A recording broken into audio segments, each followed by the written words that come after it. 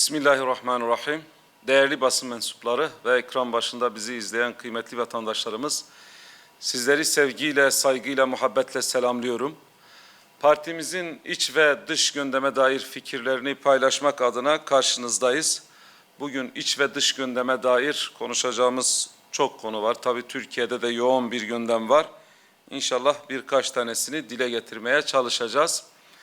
Her şeyden önce Gazze'de yaşanan soykırım devam ediyor ve Siyonist terör şebekesi bu konuda ateşkesi de bozarak oradaki mazlumları, kadınları, çocukları katletmeye devam ediyor.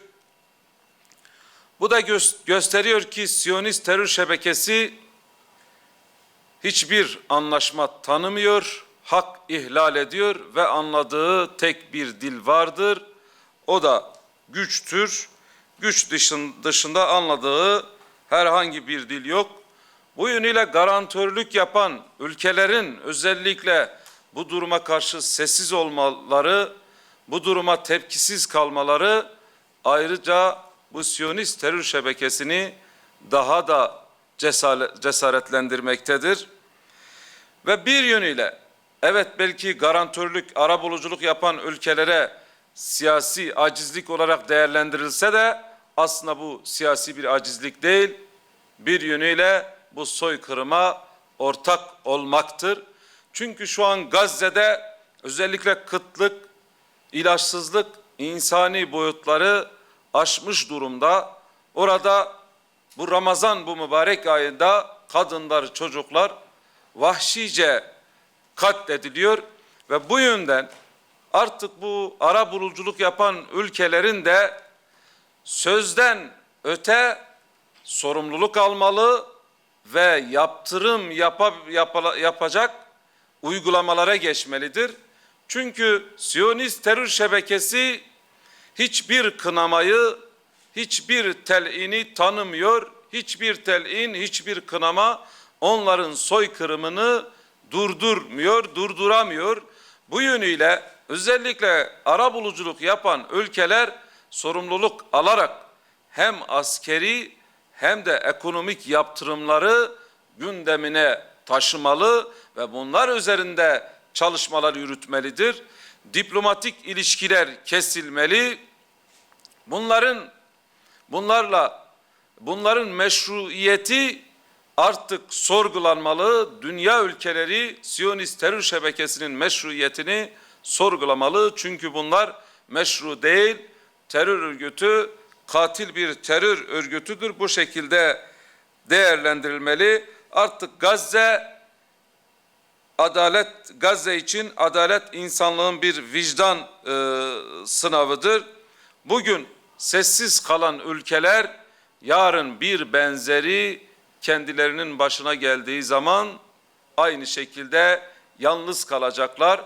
Yalnız kalmamak adına ülkelerin hep birlikte başta İslam ülkeleri olmak üzere vicdanı sönmemiş tüm insanlık bu soykırıma karşı sessiz kalmamalı, birlik olmalı ve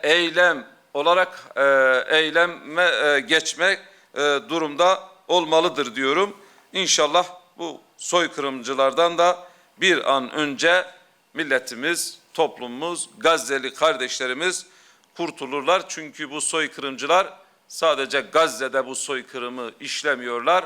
Dünyanın dört bir yanında bu soykırımlarını sürdürüyorlar. İç gündeme dair özellikle 12 yıllık zorunlu eğitim gerçekten bir nesli heba ediyor. Gençlerimiz 12 yıllık zorunlu eğitime tabi kalarak yerel kültürden ve mesleki eğitimden uzak, sahadan uzak, yani ustadan eğitimi alması gerekirken üstten bir yaklaşımla, yabancılaştırıcı bir eğitimle adeta diplomalı işsizler ordusu üretiliyor bugün. Çünkü bu gençler 12 yıl zorunlu bir eğitime tabi tutuluyor. Ve bu gençler hem geleneksel olarak mesleklerden, sanatlardan, zanaatlardan uzak kalıyorlar. Çünkü bunlar tasfiye ediliyor. Sanat ve zanaat da ülkemiz için stratejik bir öneme sahip. Gençlerimiz 18 yaşına kadar maalesef bu somut eğitimden uzak durarak zorunlu bir eğitime mahkum bırakılıyor ve 12 yıl zorunlu eğitime mahkum kalan gençlerimiz aslında bir yönüyle nitelikli eleman yetişmesi engelleniyor ve biz bir nesli kaybediyoruz. Bu yönüyle akademisyenlerimiz, eğitmenlerimiz ve bu işin tüm bileşenlerinin önerdiği şudur: 5 yıl ilkokul olsun, 3 yıl ortaokul ve 3 yılda lise eğitimi bu şekil sürdürülsün. Tabii 12 yıllık zorunlu eğitimde özellikle lise eğitimi zorunlu olmasın. Lise kademesi zorunlu olmasın, isteğe bağlı olsun. Eğer gençlerimiz lisede okumak istiyorlarsa bu onların isteğine bırakılsın. İsteğine bırakıldığı zaman hem bu gençlerimiz kararlı olur hem de motivasyonları iyi durumda olur. Eğer siz bu çocuklarımızı, bu yavrularımızı zorunlu bir şekilde lisede okumalarını sağlarsanız bu gençler bir yönüyle o dört duvar arasında sıkışırlar. Eğitmenlerine karşı şiddet uygularlar ve öğretmenlerine karşı işledikleri aslında disiplin suçlarına da hepimiz şahit oluyoruz. Ama o gençler kabiliyetlerine göre, becerilerine göre mesleki gruplara yönlendirilirlerse o gençler bu memlekete katkı sağlarlar. Enerji ve güç olarak bize geri dönerler. Yoksa biz bugün görüyoruz, zorunlu eğitimden sonra gençler artık kurtuluşu üniversite kapılarında görüyor ve üniversitede de okuduktan sonra sadece ve sadece onlar istihdam kapısı olarak devlet kapısını görüyorlar. Bu da ciddi manada gençlerimizin hem işsiz kalması hem de memlekete katkı sunması konusunda problemler yaratıyor. Bundan dolayı gençlerimize bu yönden, yani üreten bir gençlik yetiştirilsin, tüketen bir gençlik değil, memlekete fayda sağlayan bir nesil hep birlikte yetiştirebiliriz. Bir diğer konu gerçekten bir hukuki garabet olan süresiz nafaka maalesef halen devam ediyor. Bugün gençlerimiz bir gün, bir ay, bir yıl evli kalsalar, hatta kağıt üzerinde bile evli kalsalar ve bu evlilik sürecinde eğer bir boşanma söz konusu olursa maalesef bu gençlere ömür boyu nafaka vermek zorunda bırakılıyorlar. Ve bu gençlerin hayatı karartılıyor. Güya kadınlara pozitif ayrımcılık yapılıyor deniliyor. Bu gencin bu boşanmadan sonra tekrardan yuva kurması engelleniyor. Şayet eğer bu gençler bir yuva kursalar, bu kez o gençlerimizin hem eşlerinin rızıkları, nafakaları hem de çocukların nafakaları zorunlu bir şekilde devlet eliyle aslında ellerinden alınıyor. Bugün bize Avrupa ülkeleri örnek gösteriliyor. Oysa ki Avrupa'da boşanan kadınlarda o nafaka süresi kısa tutuluyor. Özellikle ekonomik bağımsızlık sağlama adına istihdam alanları oluşturularak bu sorunun üstesinden getiriliyor. Yani bu süresiz nafaka sorunu siyasi çekişmelerden uzak, siyasi hesaplaşmalardan uzak bir şekilde adil bir düzenlenmeyle bu soruna bir çözüm bulunmalı, bu mağduriyet giderilmeli, bu hukuki garabete artık son verilmelidir diyorum. Tabii bir tarafta gençlere yaşanan bu mağduriyet varken diğer tarafta gençler evli kalmak istiyor, birlikte kalmak istiyor, çocuklarıyla, eşleriyle huzurlu yuvalarında kalmak istiyor. Gelin burada da başka bir hukuki paradoks var. Nasıl bir şey? Genç evlilik mağdurlarımız var. İşte bu gençlerimiz genç yaştayken birbirini sevmişler, kendi istekleriyle evlenmişler, evlenmekle kalmamışlar, resmi nikahlarını da kıymışlar. Ondan sonra çocukları da olmuş, ancak hiç beklemedikleri bir cezayla karşı karşıya kalmışlar. Adeta şok edilmişler ve yargılandıkları suç gerçekten insanın hiç kabul edeceği bir suç değil. Kişiyi hürriyetinden alıkoyma ve çocuğa istismar suçundan o erkekler bu yönüyle yargının karşısına çıkıyorlar. İşte siz bu konuda tabiri aslında şunu söylüyorlar, siz tecavüzcüsünüz diyorlar ve bu gençleri alıp cezalandırıyorlar. Oysa ki burada kadın kendi isteğiyle evlenmiş, o genç kendi isteğiyle evlenmiş, aileleri bundan razı, kadın bundan razı, çocuklar bundan razı, toplum bundan razı ama buna rağmen hayır diyor, siz zorla evlenmişsiniz, biz size iyilik edeceğiz diyor. Kadın diyor hayır, biz zorla evlenmedik, isteğimizle evlendik, huzurluyuz ve mutluyuz. Hayır diyor, biz size iyilik edeceğiz, senin kocanı, eşini tutuklayacağız ve bir yönüyle o kadını da cezalandırıyorlar, o çocukları da cezalandırıyorlar. Oysa ki diğer taraftan kadının beyanı esastır deniliyor. Bir kadın kocasına, babasına, dışarıdaki erkeklere karşı beyan belirttiği zaman delil aranmaksızın o şahıslar yargılanıyor. Kadının beyanı esas görülüyor. Burada da kadın beyanını ortaya koyuyor. İşte biz isteğimizle evlendik diyor. Huzurlu bir yuvamız var, çocuklarımız var. Cezalandırmayın çocuklarımızı, bizi cezalandırmayın diyor. Ama burada bu kadının maalesef beyanı gözetilmiyor. Gerçekten hukuki bir paradokstur. Bu durum böyle. Bununla birlikte madem ki gerçekten bu konuda iyi niyetliler, bu kez önümüze şöyle bir şey çıkıyor.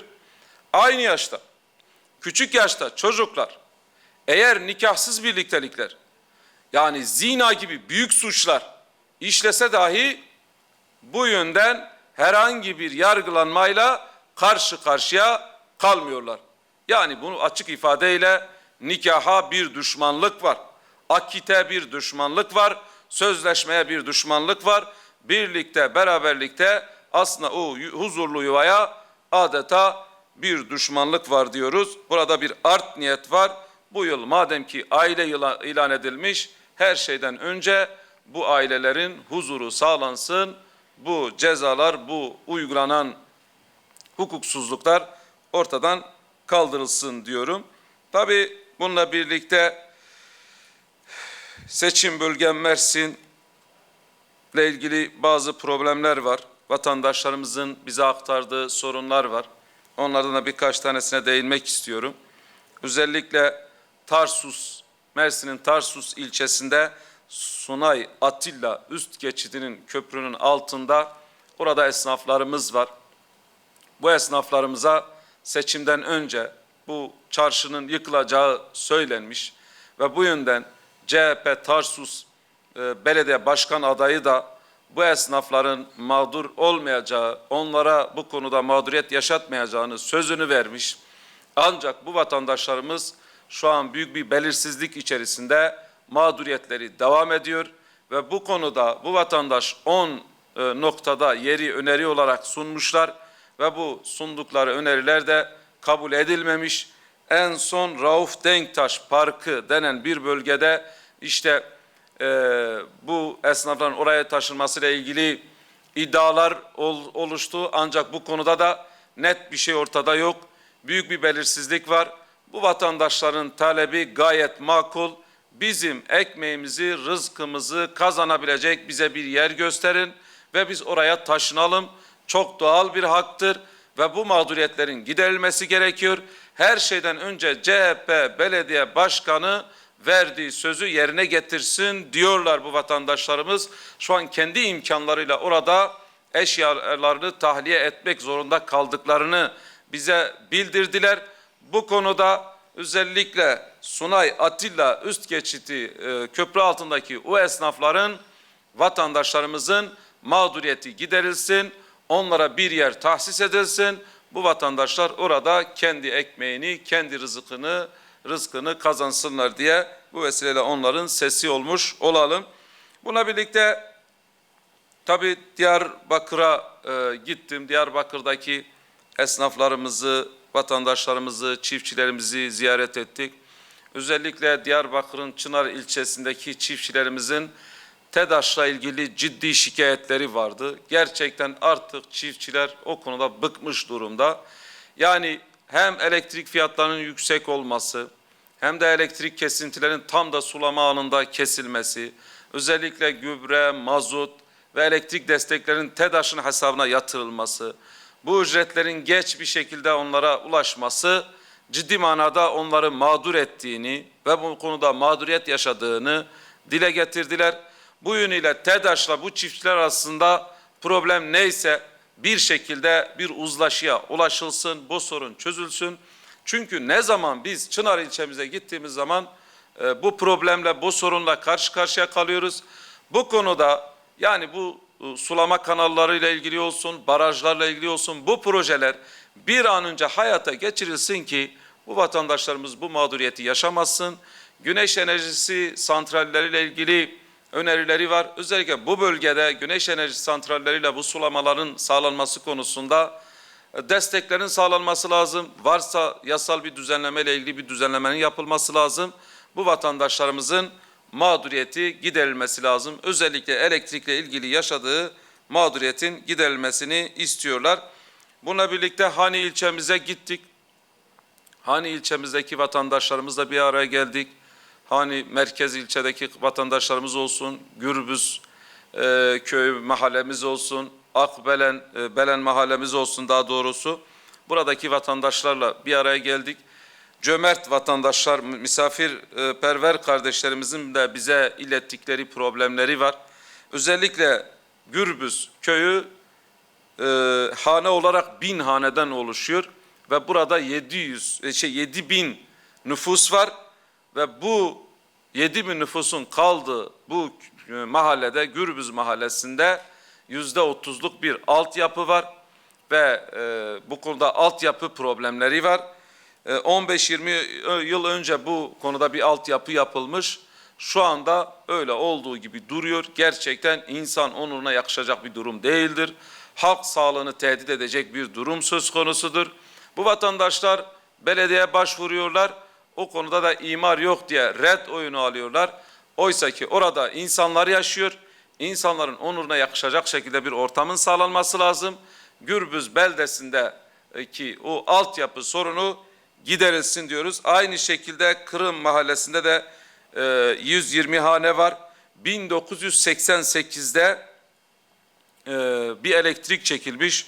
Şu an su yok, kanalizasyon yok ve orada yollar da harabe şekilde, orada da problemler olduğu gibi devam ediyor.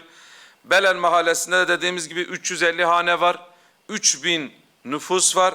Burada da kanalizasyon, altyapı yok, su sorunu var ve sadece ben birkaç tanesini örnek verdim.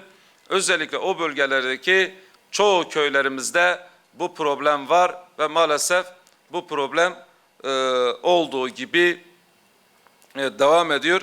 İnşallah yetkililer sesimizi duyar da bu problemlerin giderilmesi için en azından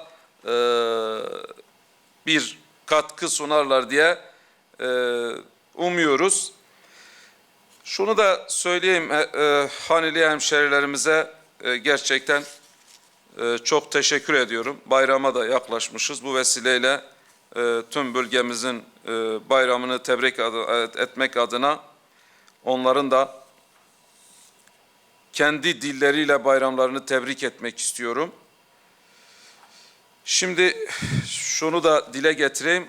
Özellikle Hani yolu ile ilgili soru önergesi vereceğim demiştim vatandaşlara. Soru önergelerim hazır. Aynı şekilde Hani ile ilgili soru önergemiz de hazır. Aynı şekilde Diyarbakır Büyükşehir Belediyesi'ne bağlı içerisinde olan sınırları içerisinde olan Çüngüş ilçesine bağlı Kırsal Yukarı Şehirler Mahallesi'nde de bir soru önergemizi hazırladık. İnşallah bakanlığımıza da vereceğiz. Bu problemin, bu sorunun aşılması için bir çözüm bulacaklar diye umuyoruz. Bunu da bildirmiş olayım. Son olarak Hanili hemşerilerimizin diliyle ve tüm Zaza kardeşlerimizin diliyle de onların bayramlarını da tebrik etmek istiyorum. Bu hafta hanideydik, onlardan başlıyorum. En hafta ma yeni dibi. Hemşeri ma yeni homaş ma pirna razı bu. Şuma misafirperver bi. Şuma madeki kiye de kalbi şuma temiz bi. Çimi şuma roşin bi. Ma şuma raza memnun bi. En sebeben ma en hafta roşun Ramzun yani. Hem Allah roje şuma kabul biku. Hem roşun şmaizi mübarek kenez. Pilon şuma az daston jin lewpadan gadoyn mazi az çimon jin lewpadan Allah Teala şuma mahfaza biku in roşun ma bi vesile braye ve şey başe in vesileyle az roşun şuma pirin tebrik kanı roşun şuma pirin mübarek bu. Teşekkür ediyorum ilgileriniz için. Sağ olun, var olun. Sormak istediğiniz sorular varsa cevaplarız inşallah.